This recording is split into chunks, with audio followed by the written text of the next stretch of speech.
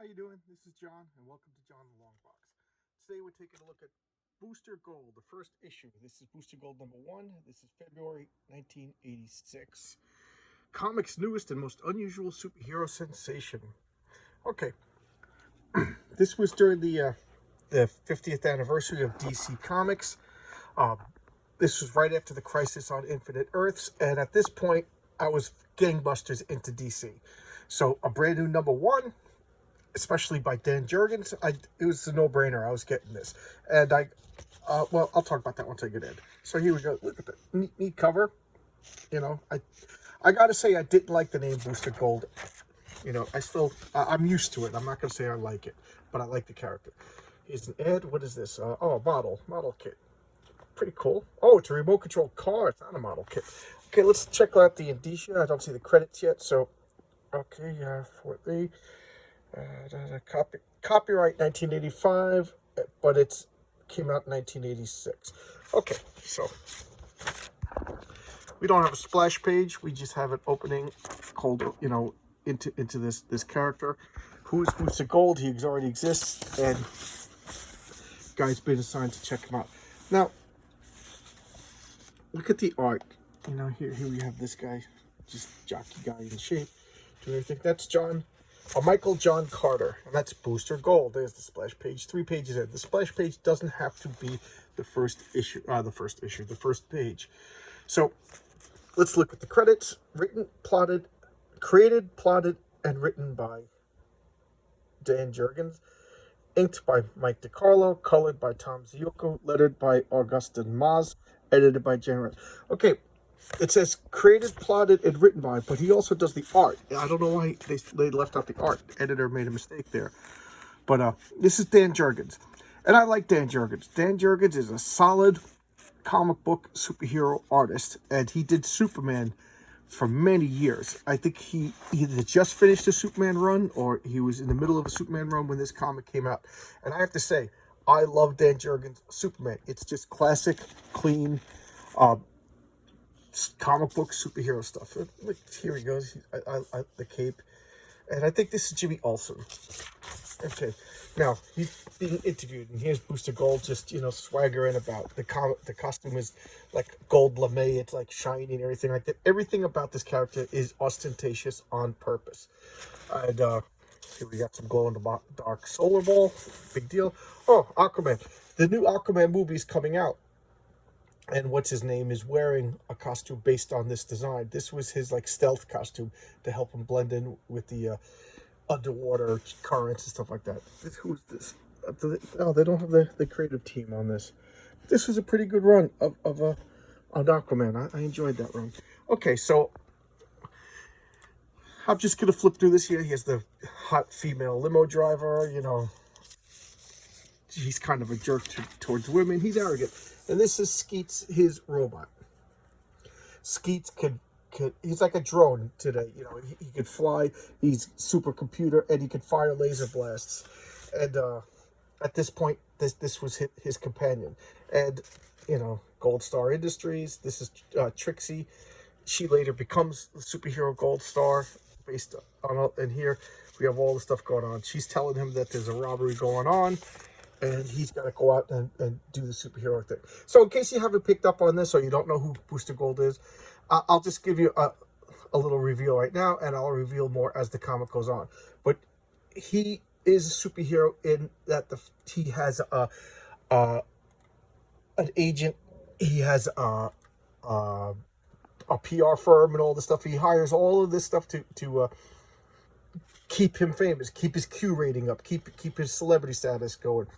And so he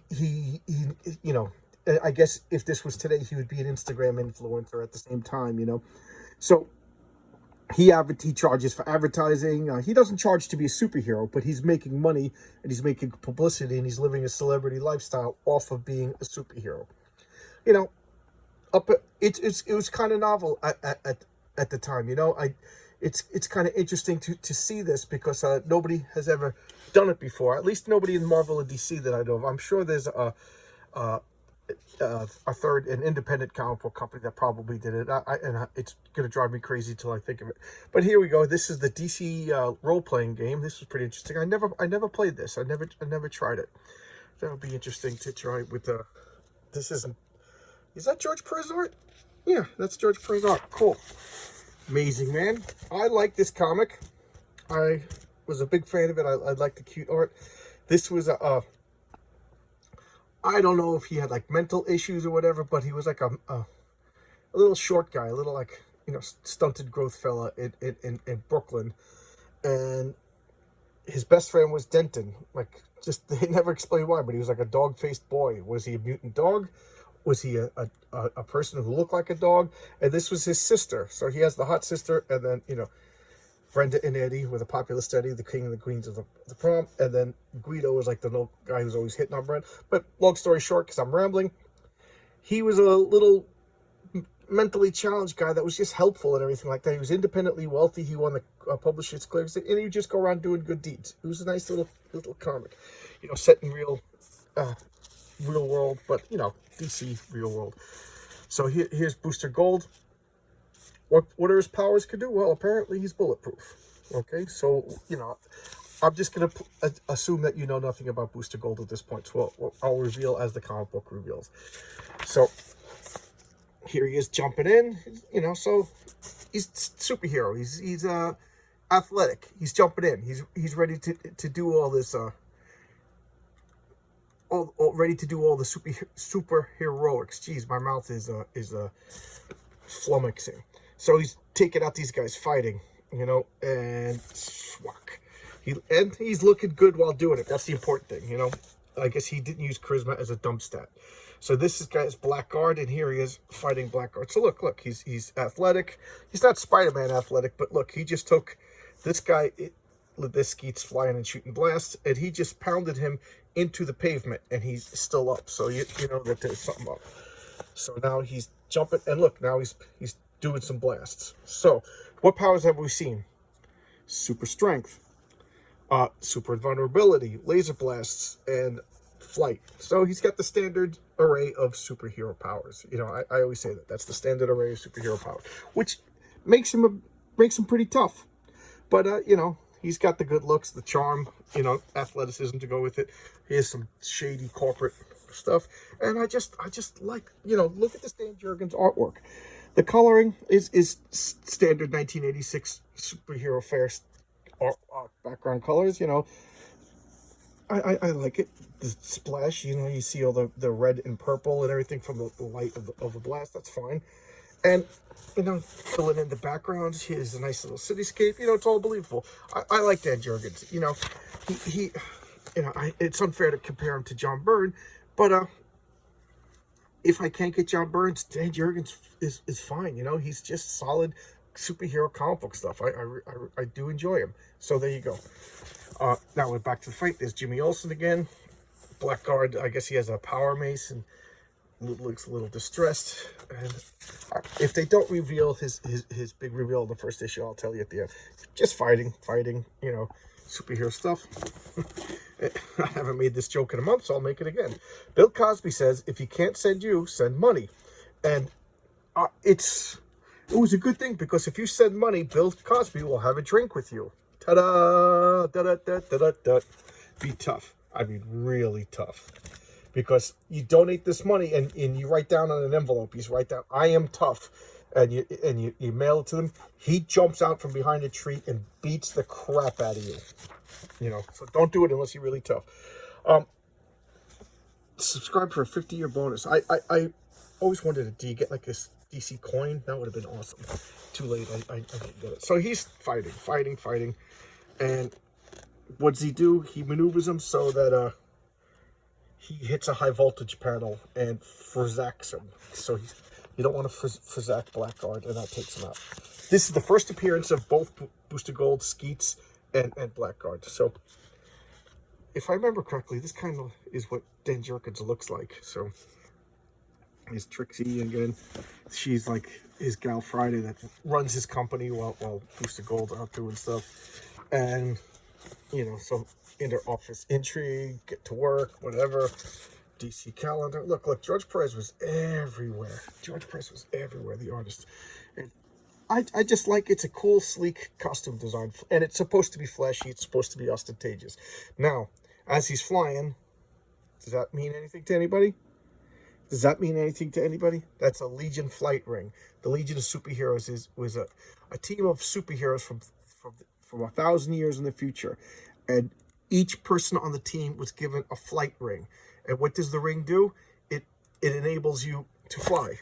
So that's how Booster Gold's flying. So what's going on? Intrigue. Are you interested? Are you interested? And here it comes flying down at the nuclear power plant. Oh my God, there's a bomb on the nuclear power plant that could destroy the world. There. Anybody gets that reference, email me and I'll mail you a cookie. Okay, and what's her name? Mind Dancer or something like that.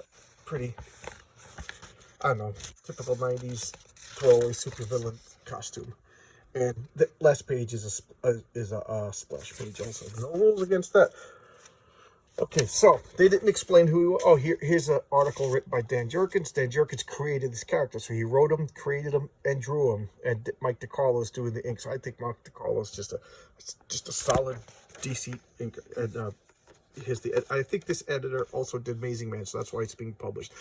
You know, back then all the editors were, they pushed their own comics and stuff like that. I thought DC was just doing so well that they took risks with like a Little Charming Comics. I mean, there you go. I didn't do videos for 2 days because first off, I wasn't feeling too good. Second off, I had guests over the weekend and I just didn't want to say, hey guys, just be quiet while I record a video. I really should record like 5 videos in one day, but that would be smart, and I never accused myself of being smart. So I just didn't do videos for 2 days, and I was just checking to see. Yeah, my hands are still filthy. Okay, so I didn't do 2 videos. But another thing is, I was like, I kind of got like, oh, I don't know what to do. I don't know what to do. But so Amazing Man, I'll pull out some Amazing Man, some Young All Stars. So all right, I guess 2 days off. Just got my batteries charged. So I apologize for that for anybody who's, yeah, right. I'm flattering myself like you guys are addicted to my videos and you need them every day. But hey, a man can dream. So Booster Gold. I'll give you a spoiler review. I really like this character. I hated the name Booster Gold. Like I said, today, I'm just used to the name. I don't particularly like the name, but I'm used to the name. And what does that mean? It means I've grown accustomed to your face. But this is Michael John Carter, and he's from the future. He's from the 25th century Gotham City. He's a janitor. He's an ex-football player. And I think football got outlawed or something like that. So he had no other skills to fall back on, and he's a janitor. And he's in a museum, and while he's in the museum, I don't know how, because he's 500 years before the Legion of Superheroes, but he ends up finding a Legion flight ring, a force field belt, and this power suit. So he doesn't have any powers whatsoever. What he does have is an excellent physique, charm, personality, and just like I said, physicality. So he gets Skeets, who was like it was like a tour guide in the museum. So this has like all the information. It's like a flying Wikipedia, flying encyclopedia. I don't know where the lasers come from. I guess it was to defend the museum. And for some reason, this goes with it. And there was also a Legion time machine. So that must be it. Somebody from the Legion, notably Brainiac, must have went back into the time and left everything, because it's all of Brainiac's inventions. So he's got a force field belt, which Brainiac is famous for, a Legion flight ring, which Brainiac 5, the good version for the Legion superheroes, and this power suit. So he has an impenetrable force field, he can fly, and he shoots power blasts. And then he has a computer that knows everything and flies and shoots lasers. He's pretty tough. Now, he goes back in time to the present, and he sets himself as a superhero, and he uses his knowledge to like invest in the stock market, because this thing knows everything, and he gets wealthy. He sets up a firm, and there he goes. He's going to live the high life, because he already knows like when things are going to happen. So he anticipates them, goes out and saves them, and then uses it to endorse commercial, toothpaste and stuff like that. So he's cashing in on being a superhero. He's not doing it because he's a good person. He's doing it because he wants the fame, he wants the adoration, and he wants the money. So he's unique. He's different than any other superhero at the time. But here's what I like about him. He is a good guy, and this bothers him, and he kind of gets exposed as, I don't want to say a fraud, because he is doing good deeds, but his motivations, like, I think he, like Batman, like kind of like kicked him out of the Justice League at one point, or threatened to, or he ended up leaving because he was embarrassed. He could, how are you going to look Superman in the face when you're kind of like your whole motivation is you're a shill. So he starts to redeem himself, and it's a long, slow, like 10-year arc of him becoming a good guy, and I thought that was neat. It was brave. Did Dan Jurgens decide to do, I'm going to do a 10 years arc of redeeming him? I would say not, but it still works. And then later on, other superheroes are kind of like busting his chops, like, oh, you're the toothpaste guy, you're this guy, and nobody's calling him a superhero. So he actually takes a full body mask, changes his costume, and calls himself Supernova, and he just comes out swinging. So he doesn't tell anybody he has a Legion flight ring. He doesn't tell anybody he has a so he just comes out acting like the through the force field. He's using the force field to support weight, so he looks like he's super strong. He's bullets are bouncing off his chest. He's punching through walls because he's using power blast through his fist. So he's coming out like a Superman type guy, and people are like, wow, this guy's pretty tough. Who is this guy? So and then he takes off the mask. Ta-da, Booster Gold, take me seriously. So he goes on this, like I said, this big arc to be taken serious, and I think it works. It's a pretty good story. It's a redemption arc, hero's journey. So I really do like Booster Gold. Also, they kind of reveal that since he's from the future, he's playing a part like Rip Hunter is one of DC's time. Rip Hunter, Time Master. He's like a lesser known DC character that kind of like they bring him back periodically. He's like Adam Strange and a lot of the third tier DC guys. And he's like, yeah, Booster Gold has a purpose. There's something about him, and spoiler, he is Rip Hunter's father. So they kind of make him more important. He has a destiny, and he's like, I have to earn this destiny that other time travelers say I have. And I kind of like that. So he comes out as a shill, becomes a good guy, and wants everybody's respect, and starts to earn it.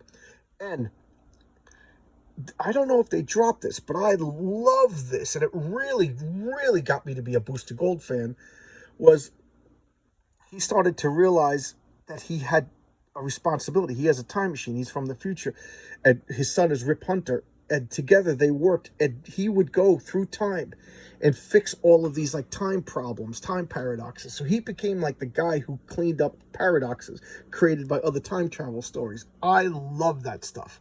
Oh man, sign me up. I'm buying that comic. I don't know if they're still doing it in DC, but that is a great idea.